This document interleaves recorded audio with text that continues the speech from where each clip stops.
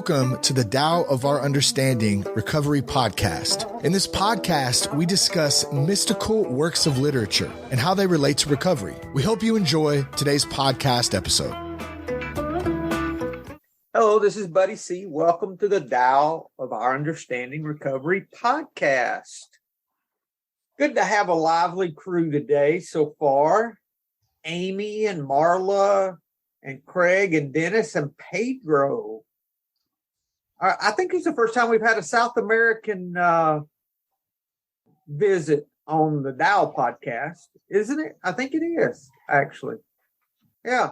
Good to have you, Pedro. Welcome. Thank you, buddy. Thank you. Announcements, buddyc.org. Go check it out. Look under resources and you can find it all, including the Facebook that Craig talks about every week. So, I'm not going to mention the Facebook group because if you don't mention the Facebook group or how much interaction we have or all the things we do on there, Craig. In all fairness, if they don't know about it by now, they haven't really been paying too much attention to what we actually say in the beginning. We may have new people, though, Craig, that have never listened to the podcast, so that's possible. I didn't know there was a Facebook group, Craig. That's because you're not on Facebook. Exactly. If you ever decide to move into this century, Amy, we have a Facebook page.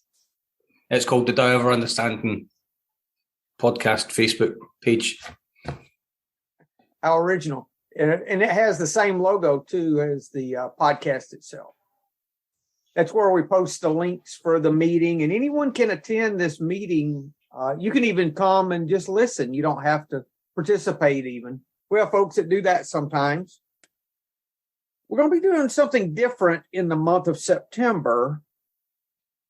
I've gone through the work of Byron Katie with a couple of sponsees, both of which got a lot out of it. And it has been helpful to me.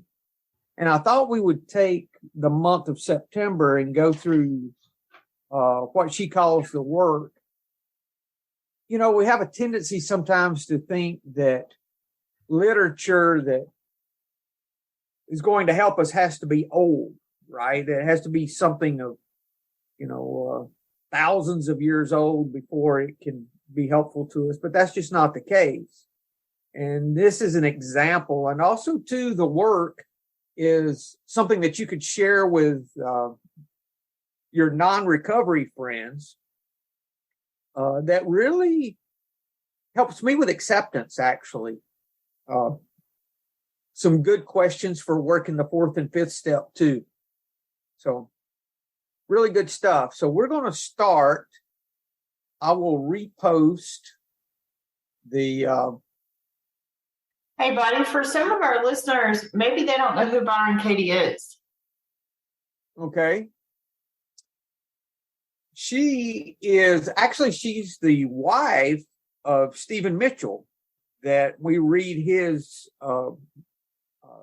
interpretation of the Tao Te Ching a good bit, but they met well after she had her moment of enlightening, I guess would be the way to say it. She's one of these people who was having a tough time with life, and it just was like a bright light experience. It just happened for her all at one time. A lot like Mousy, Eckhart Tolle. A lot like what happened with him. So, just all of a sudden, here it was, and she had the same kind of thing happen for her. She also did a book on the Tao Te Ching, where they went through the Tao Te Ching and talked about each verse too. So, I would suggest or recommend that you just Google her name, Byron, Byron Katie, as a last name, Byron Katie, and see what comes up, especially a lot of YouTube, a lot of good videos. There's a lot of podcasts, a lot of free information on her website, including the PDF that we're reading through is a free download from her website. And I will put a link in the episode notes for this. So if you want to download it and look at it and see if it's something that's beneficial to you. And what I want to do is start reading on page 1, and let's just read. And as we read, well, if you guys want, we can take turns reading and just talk about this as we go. And this will start giving us an idea of what the work is about. Does that sound like a good approach to you guys?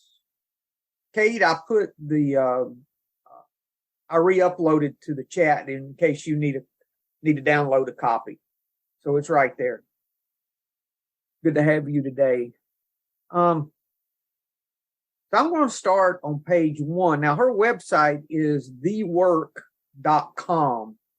That has a lot more information about her. Now I'll start reading the introduction.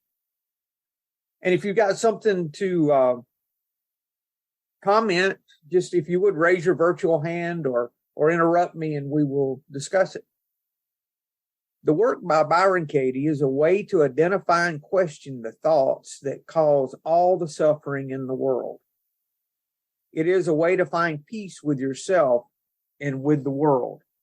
Anyone with an open mind can do this work. Byron Kathleen Reed became severely depressed while in her 30s. Over a 10-year period, her depression deepened, and for the last 2 years, Katie, as she is called, was seldom able to leave her bedroom. Then one morning, from the depths of despair, she experienced a life-changing realization. Katie saw that when she believed her thoughts, she suffered, and that when she didn't believe her thoughts, she didn't suffer. Wow. How complicated is that, right? What had been causing her depression was not the world around her, but what she believed about the world around her. In a flash of insight, she saw that our attempt to find happiness was backward. Instead of hopelessly trying to change the world to match our thoughts about how it should be, we can question these thoughts and, by meeting reality as it is, experience unimaginable freedom and joy. As a result, a bedridden suicidal woman became filled with love for everything life brings. I found that to be the case in recovery, exactly what she said, right? That when she believed her thoughts, she suffered, and that when she didn't believe her thoughts, she didn't suffer. And for me, that really hasn't changed. I still can't believe my thoughts, even now. You know, even after all this time, I can't believe my thoughts. I mean, my thoughts change too. I realize they're really supporting my fear. The thoughts are trying to pacify my fear, so they keep changing to different things. I have a lot of ego-related thoughts that I just ignore now. Just because I have a thought doesn't mean I did something wrong. I can just say, oh, that's just, my ego again, and just ignore it, not believe it. Correct? Yeah, just what you're talking about reminds me of, hang on. Let's just mute, buddy. That's it. So what you were just talking about there reminds me of what was in the Daily Dow quote that you sent out from a couple of days ago, and it was talking about fear. It says, if I pay attention, I can see how fear is always trying to judge, justify, or defend. What difference when I allowed love to have its way in my life? And when I read that morning, that's what I came back to, was the Byron Katie part, which she's talking about, like, if I start to believe my thoughts, then that's when things start to go wrong.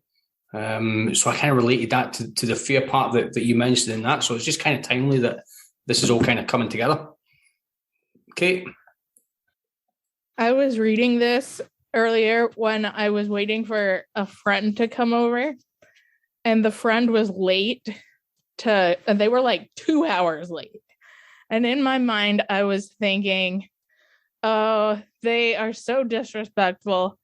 They don't care about me. I was thinking all these negative thoughts, right? And then I started reading through this. And then I was thinking, okay, like, maybe I can apply this to my thought. So I was like, okay, that's just a thought that they have no respect for me. Like, let it go. Okay, that's just a thought that they hate me and they don't really care if they come over. Let it go. And I found like that really worked, to just kind of like let those thoughts bounce away. And then I felt much better. So I really liked reading that part of this. The first time I ever really started thinking seriously about this idea of not believing my thoughts was when I was reading or listening to Michael Singer's book, Untethered Soul, because he talks in depth about this. And I would suggest that for me, an Audible book, that book as an Audible is fantastic. I would suggest reading that or listening to that if you have not already. It is very much a lot. It says things like, if my thoughts were a friend, I would not be friends with them anymore. We just totally ignore it. We don't believe, whatever my thoughts tell me, it doesn't happen. And all of a sudden, the next time the thoughts start that up again, I believe it again. It's like a very bad friend. Who would like to read? Marla, how about reading the next paragraph there, please? Okay. Katie developed a simple yet powerful method of inquiry called the work that showed people how to free themselves. Her insight into the mind is consistent with leading edge research in cognitive neuroscience. And the work has been compared to the Socratic dialogue, Buddhist teachings, and 12-step programs. But Katie developed her method without any knowledge of religion or psychology. The work is based purely on one woman's direct experience of how suffering is created and ended. It is astonishingly simple, accessible to people of all ages and backgrounds, and requires nothing more than a pen and paper and a willingness to open the mind. Katie saw right away that giving people her or answers was of little value. Instead, she offers a process that can give people their own answers. The first people exposed to her work reported that the experience was transformational, and she soon began receiving invitations to teach the process publicly. Would you mind going ahead? Yeah, go ahead and finish the introduction for us, please. Okay, since 1986, Katie has introduced the work to millions of people around the world. In addition to public events, she has done the work in corporations, universities, schools, churches, prisons, and hospitals. Katie's joy and humor immediately put people at ease, and the deep insights and breakthroughs that participants quickly experience make the events captivating. Since 1998, Katie has directed the School for the Work, a 9-day curriculum offered several times a year. The school is an approved provider of continuing education units in the U.S., and many psychologists, counselors, and therapists report that the work is becoming the most important part of their practice. Katie also presents a 4-day, no-body intensive and an annual New Year's mental cleanse. That sounds great. A 4-day program of continuous inquiry that takes place in Los Angeles at the end of December. She sometimes offers weekend workshops as well. Audio and video recordings of Katie facilitating the work on a wide range of topics, sex, money, the body, parenting, etc., are available at her events and on her website, thework.com. Katie's most important books are Loving What Is, which was written with her husband, the distinguished writer Stephen Mitchell, and has been translated into 35 languages. I Need Your Love, Is That True, with Michael Katz, 1,000 Names for Joy with Stephen Mitchell, and A Mind at Home with Itself with Stephen Mitchell. Her other books are Question Your Thinking, Change the World, Who Would You Be Without Your Story, Peace in the Present Moment, selections from blah, blah, blah, with photograph, blah, blah, and A Friendly Universe. Her books for children are Tiger, Tiger, Is It True? And The 4 Questions, both illustrated by Hans Wilhelm. Welcome to the work. Thank you, ma'am. Any comments at this point, guys? Okay. Let's continue on with the first section. Let's just have someone read the whole first section, then we'll talk about it. Hang on, buddy. Yes. So I just really think it's fascinating that she didn't see a psychologist. What did it say? She didn't see a psychologist, or trying to find where it said that. Anyway, instead she offers a process that can give people their own answers, right? Just taking it back to recovery. We don't tell anybody what to do. We only share what our experience is. And that is, interestingly enough, what works, right? Yes, exactly. And it says that this is her direct experience on how suffering is created and ended. This is how she's done it.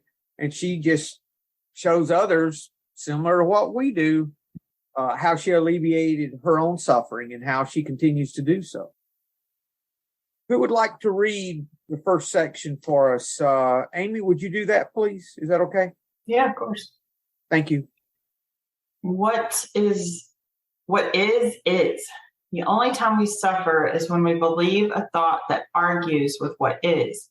When the mind is perfectly clear, what is what we want. If you want reality to be different than it is, you might as well try to teach a cat to bark. You can try, and in the end, the cat will look up at you and say, meow. Wanting reality to be different than it is hopeless. And yet, if you pay attention, you'll notice that you believe thoughts like this dozens of times a day. People should be kinder. Children should be well behaved. My husband or wife should agree with me. I should be thinner or prettier or more successful. These thoughts are ways of wanting reality to be different than it is. If you think that this sounds depressing, you're right. All the stress that we feel is caused by arguing with what is. People new to the work often say to me, but it would be disempowering to stop my argument with reality. If I simply accept reality, I'll become passive. I may even lose the desire to act. I answer them with a question. Can you really know that that's true? Which is more empowering? I wish I hadn't lost my job, or I lost my job. What intelligent solutions can I find right now? The work reveals that what you think shouldn't have happened should have happened. It should have happened because it did happen, and no thinking in the world can change it. This doesn't mean that you condone it or approve of it. It just means that you can see things without resistance and without the confusion of your inner struggle. No one wants their children to get sick. No one wants to be in a car accident. But when these things happen, how can it be helpful to mentally argue with them? We know better than to do that, yet we do it because we don't know how to stop. I am a lover of what is, not because I'm a spiritual person, but because it hurts when I argue with reality. We can know that reality is good just as it is, because when we argue with it, we experience tension and frustration. We don't feel natural or balanced. When we stop opposing reality, action becomes simple, fluid, kind, and fearless. That's powerful, isn't it? Mm-hmm. Very, very Taoist, especially that last little section. When we stop opposing reality, action becomes simple, fluid, kind, and fearless. I have a question beside that. How am I opposing reality today? And it's basically, what am I not accepting? Comments, guys? Craig? I'm pretty much not accepting things that I don't want to happen. That makes sense? I'm quite happy to accept the things that I do want to happen. I'm not happy it's raining at the moment. I'm not happy that it's dark because that doesn't suit my purpose. I'm not surrendering to what is. I'm still trying to have that element of control over things. And I think that I need a little Byron Katie in my pocket, right? That when things go wrong during my day, she's just going to stop time and she's going to read this to me and say, right, Craig, let's have a look at it. Let's see what's going on and what are you arguing with? What do you guys think about on page 6, that first full paragraph? The work reveals that what you think shouldn't have happened should have happened. It should have happened because it did happen. This doesn't mean that you condone or approve it. It just means that you see things without resistance and without the confusion of your inner struggle. Now, I don't know if things should have happened, but they did, regardless. So it looks like she came to the same conclusion that we do, that our peace comes from stopping the resistance of what is, you know? I really like that sentence when she says, when I stop arguing with what is, it stops hurting. Right? That always comes. And I was looking in your Powerless But Not Helpful book and saw that acceptance is the answer. And in Not verse, helpful. It's not helpless, Dennis. What did I say? Powerless but not help. What did I say? But not helpful. You said powerless but not helpful. That's a very different meaning, Dennis. Boy, did I sell that book, huh, buddy? The truth now came out. That happens. Now he's telling you what he thought about the book, buddy. Please accept my errors as they are. No, I was thinking on verse 10. It reminds me when you write that can you be like a newborn baby? That acceptance that a newborn has to everything, to the surroundings, without inserting anything when they're still in the toddler state. That's really what it reminds me of. That full acceptance. Anything else, Dennis? No. Okay, Pedro. Yeah, I just relate this phrase so much with what I've been going through right now. I mean, with my drinking addiction and this type of stuff, and questioning, why me? Why in the world I had to become an alcoholic and this type of stuff? I didn't deserve that. I mean, I was beer's best friend, you know? And, but that's something I've talked a lot with Craig in the past. I mean, it happened. I have to accept. Sometimes it can be harder or it can be easier, but that is reality, and that I cannot change. So this relates a lot to me. This speaks like direct to me. Pedro, I learned that I had to take the question of why totally out. If that's in my vocabulary, it's wrong. I never need to ask why. Yeah. Marla? Yeah, So you know, true. I agree, Pedro. Is one of the things I did when I first came into recovery was, why me? And, you know, I'm the only one in my family that has a physical addiction issue. And it was like, why me? And I had to find out, why am I such a, you know, an addict? And yeah, why not me?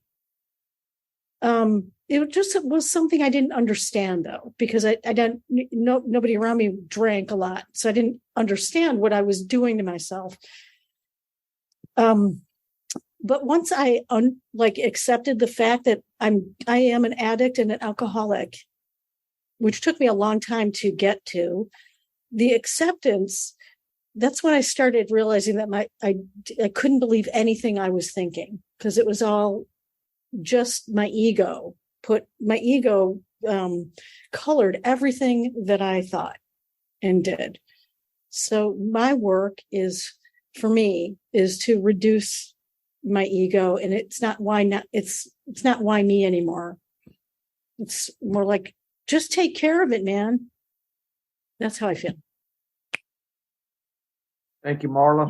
Thanks. Any other comments, guys, before we head on to the next little section? Kate, can you read, or are you reading on your phone?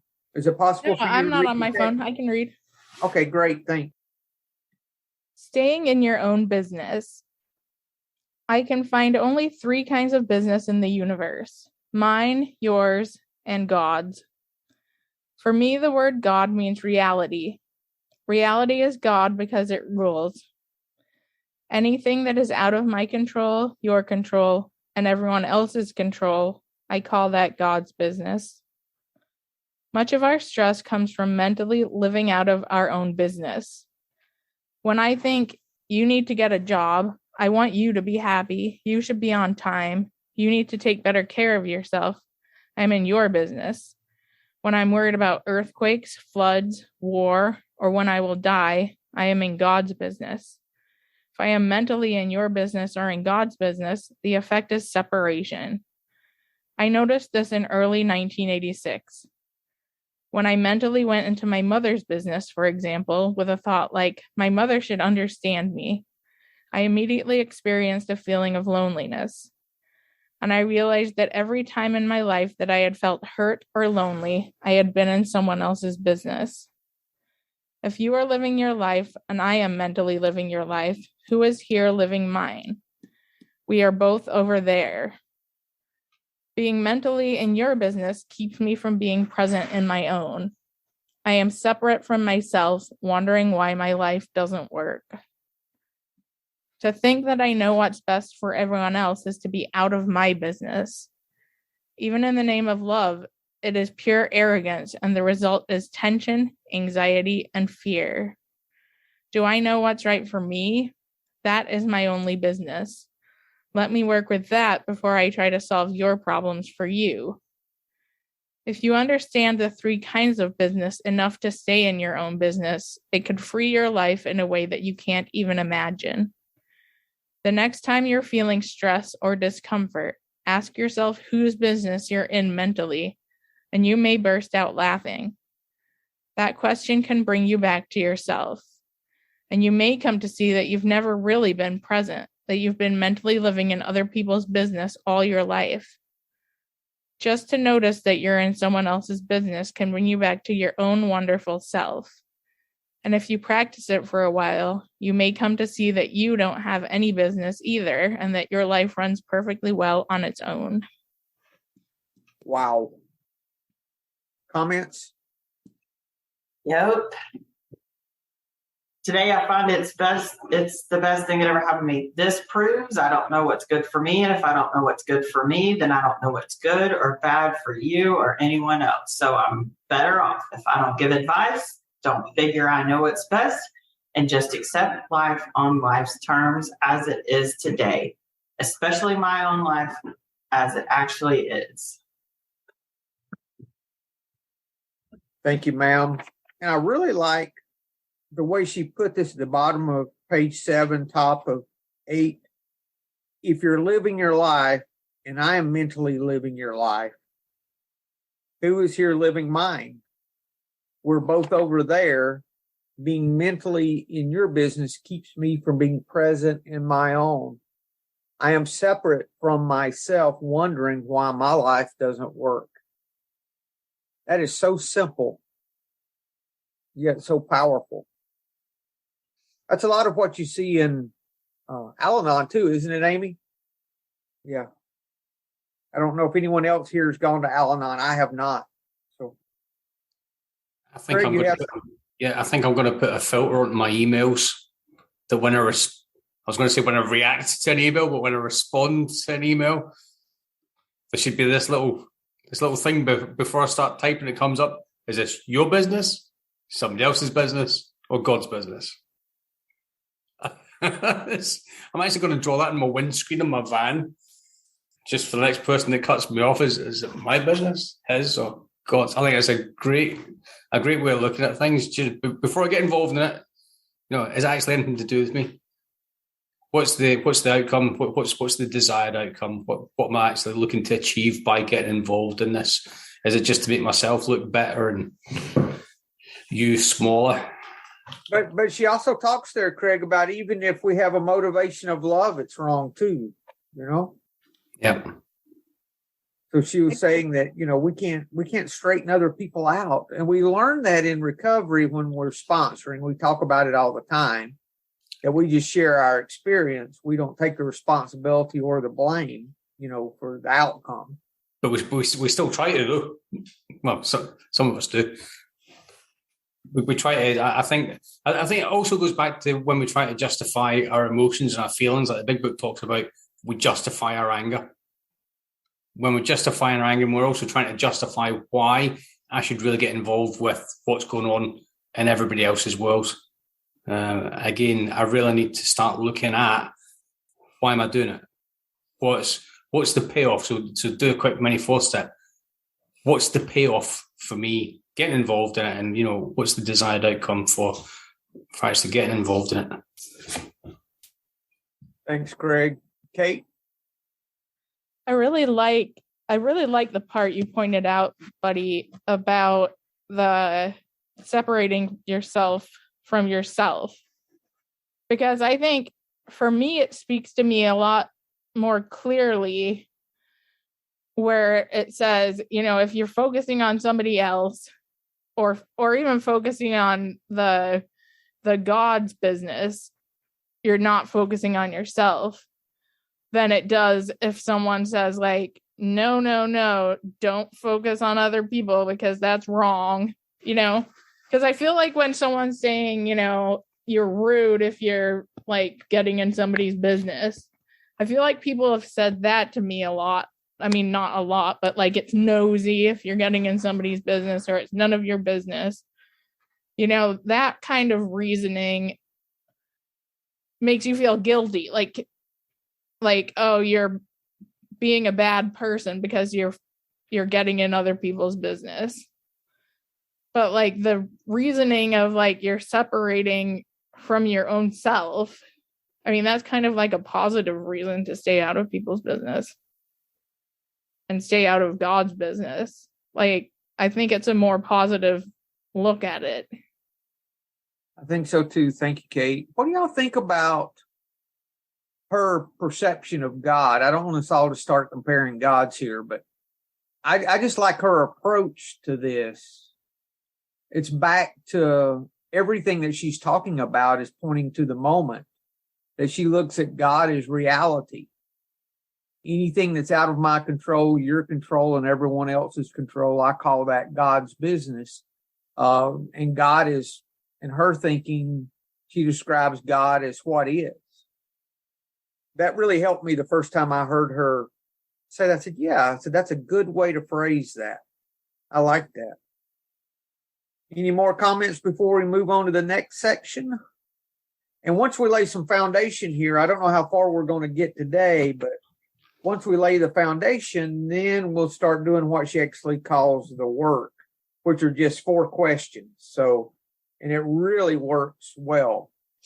No pun intended. I think we should do that exercise on each of us. I think we should pick a person and do the exercise on. Let's read this part next, Craig, and then we'll see how we. Dennis is laughing because he knows what comes out. But just what you're talking about with the reality, I just thought if we're not attuning ourselves to reality, are we being delusional? Yeah, I think so, but I don't think we knew that we were delusional. I do know. It was all that we knew. Yeah, it's just been pointed out to me that, because I'm taking my attention away from the here and now and what is actually going on in front of me rather than living in this imagination of Craig's world. Actually, I think me mispronouncing Buddy's book was me stepping away from reality, right? Because I was too much in my thought about what I wanted to say, and I just totally mispronounced that because I was not in the moment. And that's where those little mistakes often happens, I think. And we can stray away from it further and further in that delusion. I think that's a good way to say it when we're not present, right? Even without knowing it, when we're in thoughts. For me, that I'm separate from myself, it shows that you're split it in 2 persons. And it reminds me of Eckhart Tolle, another book. I'm the guy that wrote The Power of Now, also talking about reality is what it is right now, right? Mm-hmm. And when he said, I wanted to kill myself, he was so depressed. He found that duality in oneself that is so miserable. And that's exactly what it is. I'm separate from myself, the higher self and the human self. I quite like Tolle's work. I think he's really good at explaining. One of them it was called The Power of Now, funny enough. And that was explaining how he stays in the moment. And a lot of it is surrendering to reality rather than living the way that I think things should be or the way that I want them to be rather than just how they are. That's good. I think, I don't know if it got to that point, but I'm actually using that a lot. I'm falling in love with what is really a powerful statement. And that happens whenever I'm not, right? Whenever I'm off to the races. So what about when it's something that you're not happy with? Are we still really falling in love with what's happening? Because I'm like, you know, that's happened and I'm not happy about it. I actually am, because then I'm just accepting my unhappiness with it. So even that I'm a little disturbed, I'm kind of still in that falling in and out of love. So when something happens, I'm still okay. Now I'm just pissed, and then I can kind of sit with that. So it's not totally awareness, but it's kind of getting there, I guess. I don't know. And the questions that she asks, Craig, help bring you to the moment.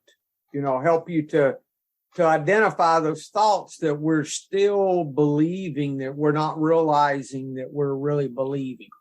You know. So it's a process, because we have to really peel the onion in these situations, and that we're circumstances that we're not accepting, because we think it's because of one thing. And for me, the reality is it's usually something different. You know, it's not what I think it is. And I like what she said at the end of that section about, if you practice this for a while, you may come to see that you don't have any business either, and that your life runs perfectly well on its own. That idea that we think that we've got so much influence and effort to put out to manage our life, when we're really I'm in my way more often than I make my way. Dennis? No, I have nothing. I was just agreeing. Thank you, sir. Who wants to read next? Craig, read this next section, please, sir. I got lost. Where are we? What are you doing? Are you not paying attention to what's going on? We're on meeting your thoughts with understanding. Obviously not in the moment. In this very moment. I'm too busy. That's the Al-Anon in me coming out. I'm gonna fix it for Craig real quick. Okay, I'm gonna fix it for you. Thank you. Right. We'll put the subtitles in the comments just for people that don't understand, okay? Meeting your thoughts with understanding. A thought is harmless unless we believe it. It is not our thoughts, but the attachment to our thoughts that causes suffering. Attaching to a thought means believing that it's true without inquiring. A belief is a thought that we've been attaching to, often for years. Most people that they think they are what their thoughts tell them they are. One day I noticed that I wasn't breathing. I was being breathed. Then I also noticed to my amazement that I wasn't thinking, that I was actually being thought, and that thinking isn't personal. Do you wake up in the morning and say to yourself, I think I won't think today? It's too late, you're already thinking. Thoughts just appear. They come out of nothing and go back to nothing. Like clouds moving across the empty sky, they come to pass, not to stay. There is no harm in them until we attach to them as if they were true. No one has ever been able to control his thinking, although people may tell the story of how they have. I don't let go of my thoughts. I meet them with understanding, then they let go of me. Thoughts are like the breeze or the leaves on the trees or the raindrops falling. They appear like that, and through inquiry, we can make friends with them. Would you argue with a raindrop? Raindrops aren't personal, and neither are thoughts. Once a painful concept is met with understanding, the next time it appears, you may find it interesting. What used to be the nightmare is now just interesting. The next time it appears, you may find it funny. The next time, you may not even notice it. This is the power of loving what is. Thank you, sir. Any comments there, Craig? That's very much like the Michael Singer's way of doing things, rather than attaching onto the thought. Just letting it come and go, just like a car. Just come up the street. You don't throw yourself onto the car and go with it. You just let it come up the street and let it go. and that's it. You don't think about it for the rest of the day. It's just a fleeting thought. But I definitely get what they're talking about there, because I do find myself attaching to things when I'm not working my program as well as I should be. When I've missed that time of prayer and meditation, if I've not been out for my walk first thing in the morning, not read my daily readings, or maybe if I've woke up and went straight to work, so fire up the phone, fire up the laptop, rather than taking time for myself. My very first I find myself reacting a lot quicker rather than responding to how things actually are. I find when I'm centered and when I've had that time to myself, and that, what they call the holy hour, that time just spending yourself and doing what you really need to do to get yourself centered, I find myself reacting very, very quickly. Whereas if I've had that time for myself, nothing major seems to bother me. It's just a case of, oh, look at that, somebody's upset. So I don't try to get involved in it. I don't try to interfere with it. And I don't take things as personally as I do when I've not had that time to myself. What do you think about where she's talking about that thoughts aren't personal? That was a new concept for me. Yeah, because my ego makes them very personal. I mean, aren't they our thoughts? So would it not be personal? No, well, like she's saying, it's not really your thoughts. You didn't come up with it, just like your breathing, right? Exactly. So it's really not yours to believe, and they come from nothing, they go to nothing. That's really how I. But you know what? It's funny, when we read this really reminds me so much on page 84 to 86 in the big book, especially upon awakening. There's so much acceptance in that read, and there's so much acceptance, especially about the thoughts here, that we just let them be as they are, right? And not try not to get attached. That's when I'm getting in trouble, when I think it's me that I am thoughts. How do you like this on the bottom of page 9? I don't let go of my thoughts. I meet them with understanding, then they let go of me. Yeah.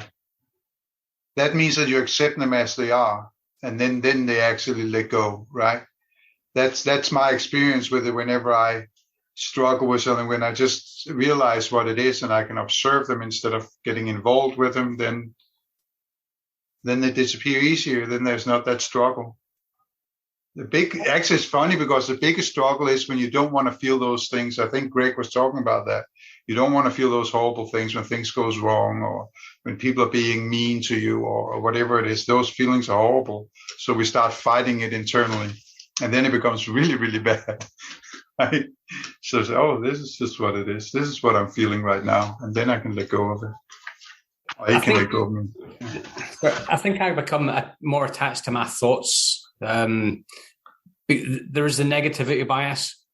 So for every one bad thing that happens, we have to have 4 positive experiences to balance out the negative impact of this has on our life. So I think it's very quick for us to attach to these thoughts, particularly negative thoughts. Because again, going back to Eckhart Tolle, he talks about the pain body and how we thrive on all this negativity, because it kind of takes attention away from us. We kind of talk about people a lot more because it takes the spotlight off us, and we're kind of shining that light on everybody else. I think if I could change my thinking, it would be more of a positive thoughts. So if we have 80 to 90,000 thoughts on a daily basis, and 80% of those thoughts were from the day before, and a lot of my thoughts were negative, it's only natural that that's going to carry across into the next day. So I think if I could let go of, I was almost going to say if I can let go of Facebook, but I can't let go of Facebook because we have the Diary of Our Understanding Facebook page that takes up a lot of time, and all the other recovery pages that I'm involved in. I find it very easy to slip into the mainstream social media. So a lot of things get fed that way. And I know myself that sometimes when I'm looking at this stuff, it's not that good for me. And then when I come home, I just want to sit and watch the news because I want to feed myself more of it. So I'll try to stick to the actual groups that I'm involved in, be of service to people, help people out, celebrate the milestones and the achievements, and then just try and leave it at that. So I'll look at that as attaching myself to the thoughts, because I'm very quickly attaching myself to the thoughts of everybody else that's going on. I want to get involved in all the conspiracy theories and everything else that's going on in the world, rather than just coming home and spending time with the people that are here and now with me. Thank you, sir. Kate? I just have a question. So she's saying that we have to meet our thoughts with understanding. So I can understand that, like, my example from earlier, like my friend wasn't coming over. I was feeling insecure about that. I can be like, okay, I'm feeling insecure. I can understand that, whatever. Disregard those thoughts and feel happier. And that did work.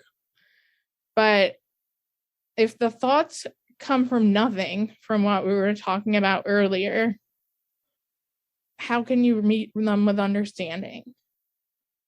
What do you think the purpose? I hate to answer a question with a question, but I'm going to do it. What do you think the purpose of your thoughts are? I think that might be a good place to begin. Why are you having these thoughts anyway? For me, I think from what I've learned and experienced, that my thoughts are usually trying to support whatever fears I'm pacifying in my life. If I didn't have a fear of failure, I would not have thoughts. I would not, have thoughts very much. I wouldn't think of failing.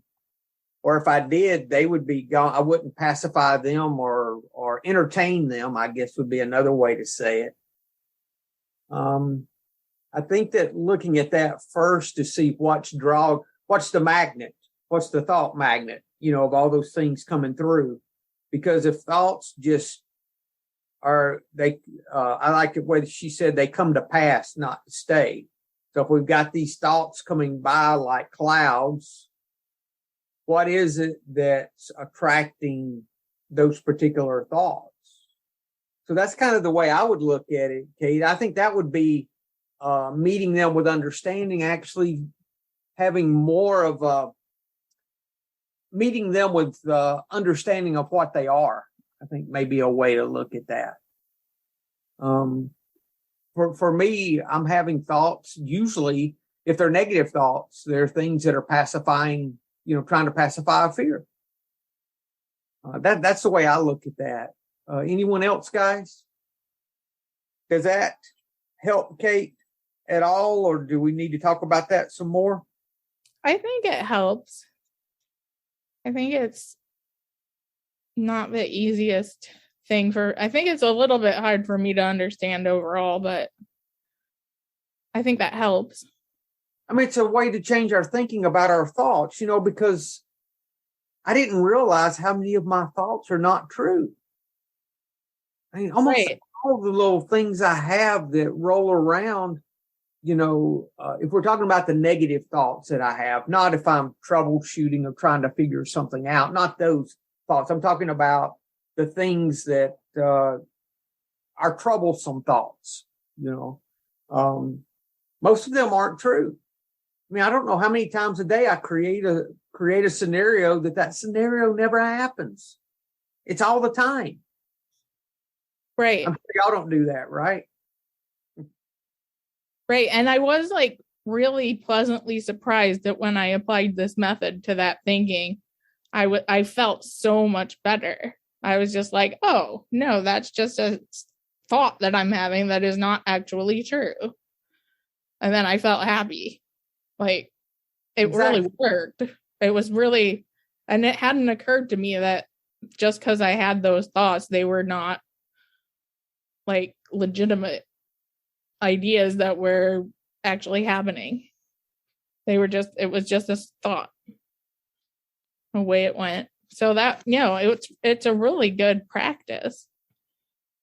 Anything else on that, guys? Because we're going to stop there for today. We're not going to go to the putting the mind on paper on page 11. We'll start there next week.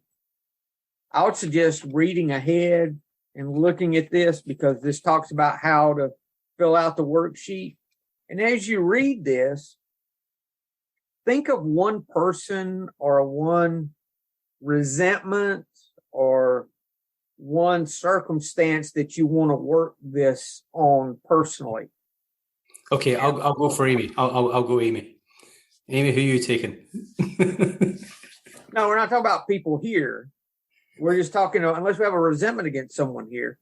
But I mean, a real life resentment that you're working with or working on, that we can put this to use. And I think doing it that way will make it